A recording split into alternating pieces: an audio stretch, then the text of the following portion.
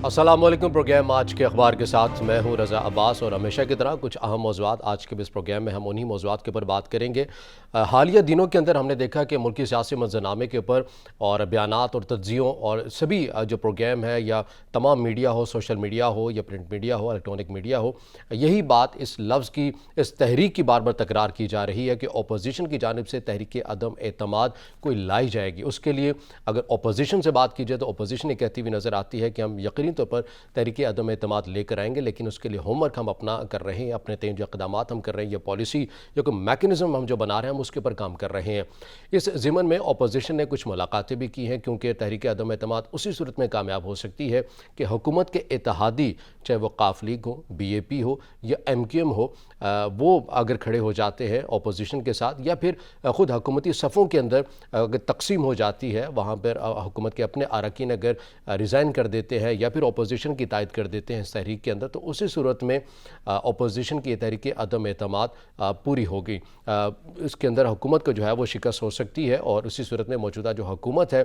वो घर जा सकती है। मगर ये इतना आसान भी नहीं है जिस तरह के अपोजिशन कह रही है। अपोजिशन के बयानात अगर हम देखें तो कहते हुए नज़र आते हैं कि नंबर्स हमारे पास पूरे हैं, हमने डिसाइड करना है कि हमने इसको कब लेकर आना है। राना सनाउल्लाह ने कल एक स्टेटमेंट दी जिसके अंदर उन्होंने बड़े वसूख से कहा कि हमने अपना होमवर्क मुकम्मल कर लिया है, हमारे पास जो नंबर्स हैं वो भी पूरे हैं, अब हम वक्त का इंतज़ार कर रहे हैं और अपने वक्त के मुताबिक तहरीक अदम एतमाद को हम ले आएंगे। अब चाहे वो सूबाई सतह के ऊपर लेकर आएँ, वफाकी सतह के ऊपर लेकर आएँ या फिर सेनेट के इस हवाले से ये मैदान भी ख़ुद अपोजिशन ने कहा है कि हम इंतखाब करेंगे कि मैदान क्या होगा। दूसरी जानिब अगर हुकूमत की बात की जाए, हुकूमत की तैयारी क्या है तहरीक अदम एतमाद को नाकाम बनाने के लिए, तो हमने देखा कि वज़ीर-ए-आज़म ने भी ज़िमन में अवामी राबता मुहिम भी शुरू कर दी है। मंडी बहावलदीन में उन्होंने कल जलसा भी किया जिसके अंदर काफ़ी तनकीद का निशाना भी बनाया अपोजिशन को। मौलाना फजल रहमान को तनकीद का निशाना बनाया, नवाज शरीफ को बनाया, शहबाज शरीफ को भी बनाया, और इस हवाले से उन्होंने कल अपनी एक सियासी गलती को तस्लीम भी किया जिसमें उन्होंने कहा कि हम ये इतराफ़ करते हैं कि गलती हुई है कि हमने साबिक वज़ीर-ए-आज़म नवाज शरीफ को मुल्क से बाहर भेज दिया है। हालांकि ये एक अबहम मौजूद रहा है कि ख़ुद हुकूमत की जो बनाया हुआ जो मेडिकल रिपोर्ट्स थी, जो डॉक्टर्स थे, उनकी जानिब से बार बार बताया जाता रहा वज़ीर-ए-आज़म पाकिस्तान को कि वाक़ई उनकी तबीयत ख़राब है, अगर उनको यहाँ रखा गया, अगर उनका बर्वक्त इलाज ना हुआ तो कोई नागहानी सूरत हाल है वो भी पैदा हो सकती है। लेकिन बहरहाल वज़ीर-ए-आज़म पाकिस्तान इमरान खान ये कह रहे हैं कि हम ये एतराफ़ करते हैं कि हमसे गलती हो गई है कि हमने उनको बाहर भिजवाया। इस हवाले से उन्होंने ये भी कहा कि तहरीक अदम एतमाद ले आए अपोजिशन, मेरी तैयारी पूरी है, कप्तान की तैयारी पूरी है और कप्तान के पास भी अपना एक प्लान है।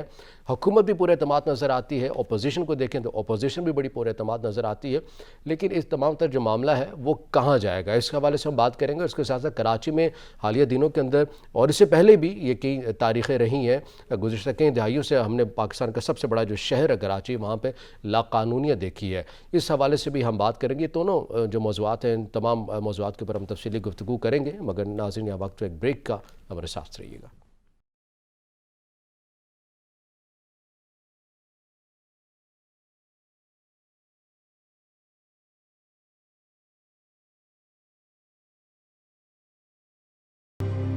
ब्रेक के बाद नाज़रीन प्रोग्राम में आपको खुश आमदीद कहेंगे और वही मौज़ूआत जो ब्रेक में जाने से पहले आपके सामने रखे हैं और इसका हम बात करेंगे तहरीक अदम एतमाद के हवाले से। चूँकि पीपल्स पार्टी ने भी अनाउंस कर रखा है इसी माह की 27 तारीख को अपने लॉन्ग मार्च के हवाले से, तो उस हवाले से भी हम बात करेंगे। इन तमाम अमूर के ऊपर बात करने के लिए हमें वीडियो लिंक पर ज्वाइन किया है डायरेक्टर न्यूज़ सच TV मोहसिन रज़ा साहब ने। मोहसिन साहब, सबसे पहले आपके वक्त का बहुत शुक्रिया। मैं आपसे जानना चाहूँगा कि तहरीक अदम एतमाद के हवाले से जिस तरह से बातें की जा रही हैं, हर टॉक शोज़ के अंदर बातें की जा रही हैं, अखबारों के अंदर इस बारे में लिखा जा रहा है, तो अपोजिशन क्या सोच रही है? हिकमत अमली वाज़े तौर पर कोई आपको नज़र आती है सामने? जिस तरह से अपोजिशन बड़ी उम्मीद भी इस हवाले से नज़र आती है, वज़ीर-ए-आज़म ने भी कल ये कह दिया तहरीक अदम एतमाद ले आए, हमारी तैयारी भी है, अपोजिशन भी कहती है हमारी भी तैयारी, तो आपको लगता है कि TV की हद तक ही मामला रहेगा या फिर ईवान के अंदर आएगी ये तहरीक? नहीं, मेरा ख्याल है कि ये अपोजिशन ने जिस तरीके से अपने नंबर बताने शुरू कर दिए हैं और वजीर आजम ने जिस तरह जलसे शुरू किए हैं, लगता है कि कुछ खिचड़ी पक रही है और इसके हवाले से काफी काम तेज हो गया है।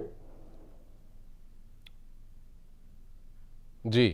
اچھا مجھے ساتھ میں یہ بھی بتائیے گا کہ جس طرح سے اتحادیوں کی جانب سے بھی بار بار تحفظات کا اظہار کیا گیا ان تمام صورتحال کے اوپر، آپ کو لگتا ہے کہ کیونکہ ذرائع کے مطابق یہ خبریں بھی تو گردش کر رہی ہیں کہ کابینہ کی ہو سکتا ہے مزید توسیع کر دی جائے، تو اگر اتحادیوں کو وزارتیں دے دی جاتی ہیں تو اس کا مطلب ہے کہ اپوزیشن سے جو ملاقاتیں ہیں پھر ان کا کوئی مقصد نہیں رہ جاتا، وزارتیں مل جائیں گی اور اتحادی پھر حکومت کے ساتھ کھڑے ہوں گے؟ دیکھیں یہ تو حکومت کا کام ہے نا کہ وہ تحریک عدم البراعت کو کس طرح ناکام بناتی ہے. ماضی میں بھی جب سابق وزیر اعظم بے نظیر بھٹو کے خلاف عدم اعتماد کی تحریک پیش کی گئی تھی تو اس وقت اس وقت کی army chief general Aslam Baig اور اس وقت صدر غلام اسحاق خان کی حمایت حاصل تھی اور پنجاب کی حکومت کے خلاف کام کرنی تھی. لیکن ان تمام تر چیزوں کے باوجود بے نظیر بھٹو کے خلاف تحریک عدم اعتماد کامیاب نہیں ہو سکی تھی. اسی طرح اب ساری سیاسی قوتیں لگی ہوئی ہیں تو یہ تو حکومت کا فرض ہے کہ وہ اس کو سیاسی طور پر ناکام بنانے کے لیے کیا کرتی ہے، اتحادیوں کو اجازتیں دیتی ہے یا ان کے لیے خزانوں کے منہ کھول دیتی ہے. یہ تو حکومت کو سیاسی طور پہ اس سے نمٹنا ہوگا اور انہیں اس موقع پر اپنی اہلیت ثابت کرنی ہوگی. حالانکہ اس سے پہلے وہ ٹیلیفون کام آ جاتے تھے لیکن لگتا ہے کہ اس وقت شاید ان کی لائن خراب ہو گئی ہے اور اب انہیں ٹیلیفون کی سہولت حاصل نہیں ہوگی. تو دیکھنا ہے کہ وہ اپنے بلبوتے پر کس طرح اس تحریک اعتماد کو ناکام بناتے ہیں اور اپوزیشن کیا حکمت عملی اختیار کرتی ہے. اور آپ کو یہ بھی نظر آ رہا ہے، آپ کا تجزیہ کیا کہتا ہے کہ اپوزیشن زیادہ کام اتحادیوں کے اوپر کرتی ہوئی نظر آ رہی ہے یا پھر دوسری جانب حکومتی صفوں کے اندر بھی تقسیم کے لیے بھی کام کچھ کرتی ہوئی نظر آ رہی ہے؟ نہیں، وہ تمام حربے اپوزیشن اختیار کریں گی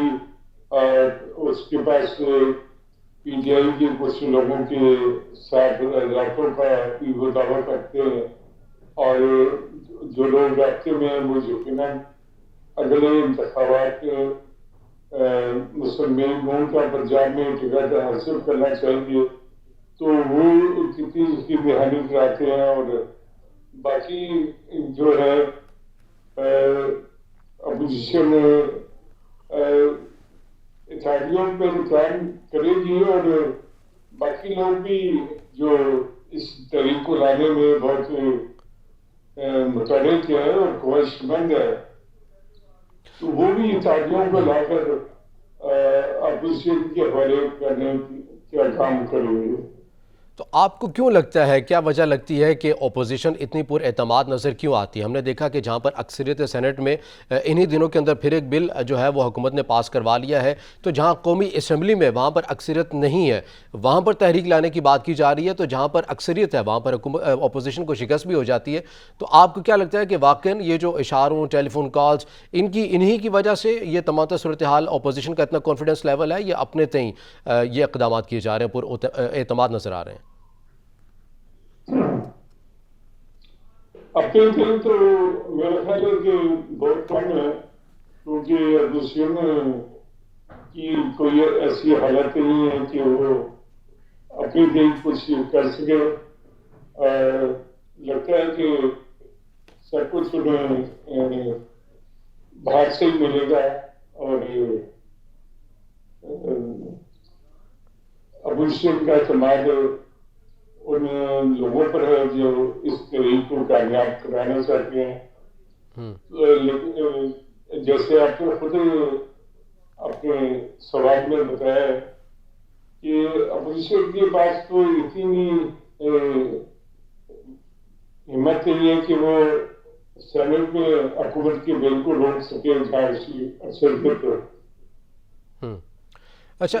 ساتھ میں دوسری جانب اگر ہم بات کر لیتے ہیں کہ حکومت جس طرح سے وہ بھی کانفیڈنس میں نظر آتی ہے، کل جس طرح سے منڈی بہاولدین میں عوامی رابطہ مہم کا سلسلہ پہلے سے اعلان کر دیا تھا حکومت نے کہ وزیراعظم خود لیڈ کریں گے اس مہم کو،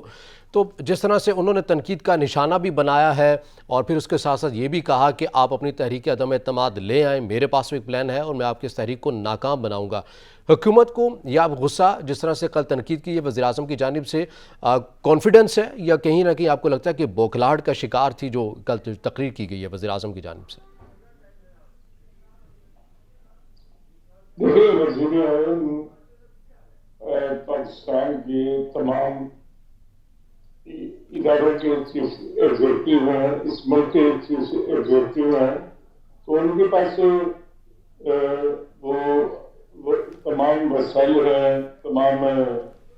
وہ مسئلے کردار پہ بیٹھے ہیں، تو وہ جیسے اعتماد سے بات کر رہے ہیں اس کا تو پتہ تبھی چلے گا جب تحریک عدم اعتماد پیش ہوگی اور وہ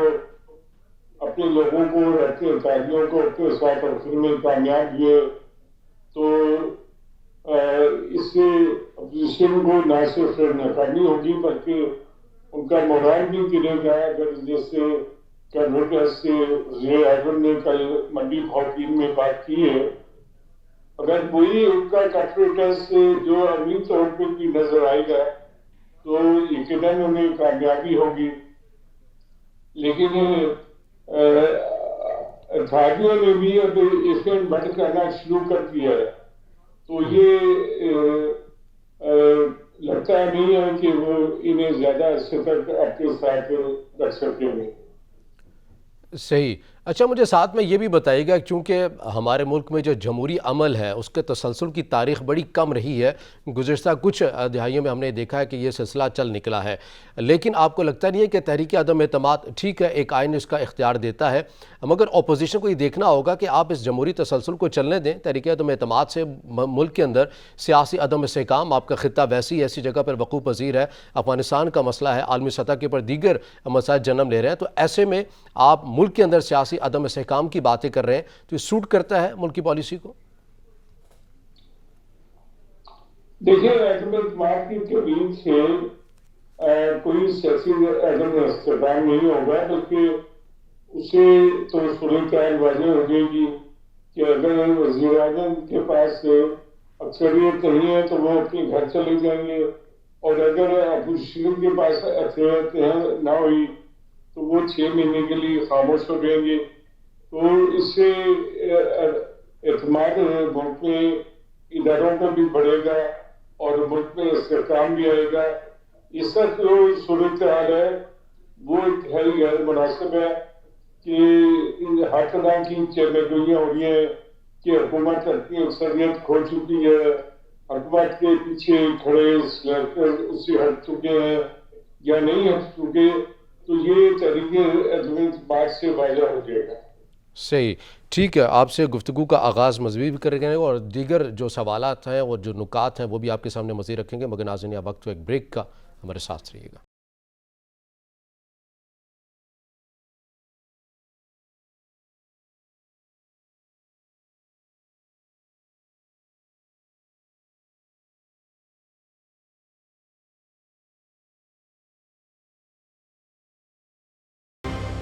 بریک کے بعد ناظرین پروگرام میں آپ کو خوش آمدید کہیں گے اور ہم بات کریں تحریک عدم اعتماد کے حوالے سے۔ جس طرح سے اپوزیشن بڑی کانفیڈنس نظر آتی ہے اسی طرح حکومت بھی نظر آتی ہے، لیکن اس کے ساتھ ساتھ پیپلز پارٹی نے بھی اسی ماہ 27 تاریخ کو اپنا لانگ مارچ کا اعلان بھی کر رکھا ہے۔ کیا حکمت عملی ہوگی، اس حوالے سے بھی ہم بات کریں گے۔ محسن رضا صاحب، مجھے یہ بتائیے گا کہ چونکہ پیپلز پارٹی نے بھی اور پی ڈی این نے بھی الگ الگ تاریخیں اناؤنس کر رکھی ہیں، چونکہ پیپلز پارٹی نے اسی ماہ میں جو ہے وہ لانگ مارچ بھی کرنا ہے، روٹ پلان کی منظوری بھی دے رکھی ہے، بلاول بھٹو نے بھی، حکمت عملی کیا ہے ان تمام صورتحال کی پیپلز پارٹی کی بالخصوص لانگ مارچ کے حوالے سے؟ کیا دیگر سیاسی جماعتیں بھی اپوزیشن کی بھی شامل ہوں گی اس میں؟ جی، پیپلز پارٹی بہت متحرک ہے اور اس سلسلے میں سندھ کے وزیر اعلیٰ مراد علی شاہ اور قومی اسمبلی کے رکن شازیہ مری کے علاوہ تمام ان کے رہنما اس میں مصروف ہیں، اور اس حوالے سے ہماری سندھ کے وزیر اعلیٰ مراد علی شاہ اور شازیہ مری سے بات ہوئی ہے تو ان کا کہنا ہے کہ اس وقت سب سے ضروری بات ہے کہ ایک اس شخص سے جان چھڑائی جائے جس کی وجہ سے پورا ملک جو ہے بے چینی کی حالت میں ہے. اور ان کا کہنا تھا کہ اس لانگ مارچ سے تمام لوگوں کے جذبات کا اظہار ہوگا اور انہیں اداروں پہ اور ان قوتوں پہ بھی اس کا ایک دباؤ پڑے گا. ان کا یہ بھی کہنا تھا کہ اس لانگ مارچ سے سارے ملک کو متحرک کیا جا رہا ہے اور بلاول بھٹو زرداری جو ہیں یہ مزار قائد سے یہ لانگ مارچ شروع ہوگا اور یہ 30 شہروں سے ہوتا ہوا اسلام آباد پہنچے گا. اور وہ فی الحال تو ان کا پلان نہیں ہے دھرنا دینے کا، لیکن یہ بعد میں پتہ چلے گا.